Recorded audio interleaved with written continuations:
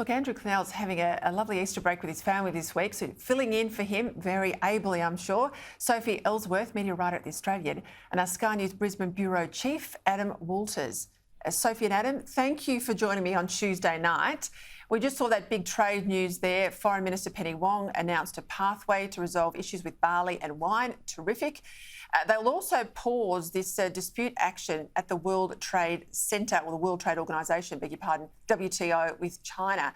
It's a good breakthrough, Adam. All credit to the government. I don't know that I would have dropped the WTO action without it actually getting the runs on the board, getting the barley and the wine back into China. But this has been tough for our exporters, so hopefully it will come off.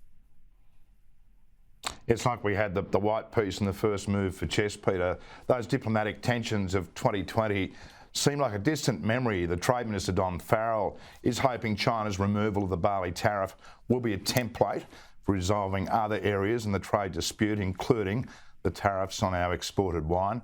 Now, between 2014 and 2019, our barley exports to China were valued around $1.2 billion.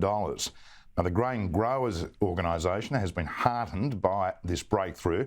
The suspension of Australia's challenge to the WTO has obviously convinced China that the Albanese government is earnest in its intention to stabilise the relationship with what is, after all, our largest trading partner, Peter.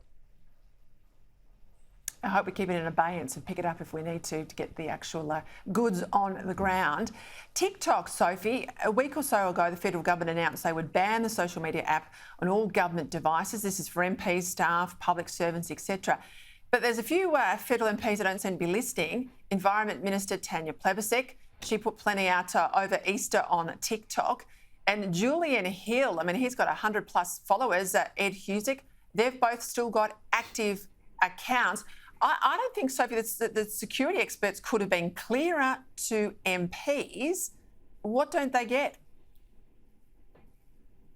Well, who knows, Peter, because a lot of them are still on there. Victorian Premier Daniel Andrews is still on there. Tanya Plibersek posted an Easter video. I was watching it this afternoon on TikTok just from a couple of days ago. But Sky News Australia, Peter, has led the way in this.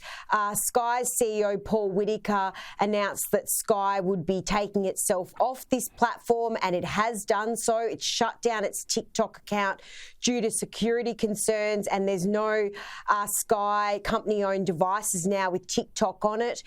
Sky is the first media outlet to do this. So I expect more media outlets will follow, but the politicians are saying one thing and many of them are doing another because they're still using the platform or they're still on there with an active account.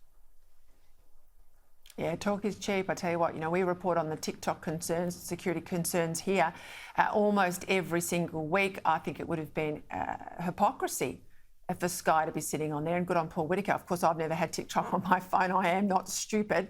I'm very conscious of security on all of these things.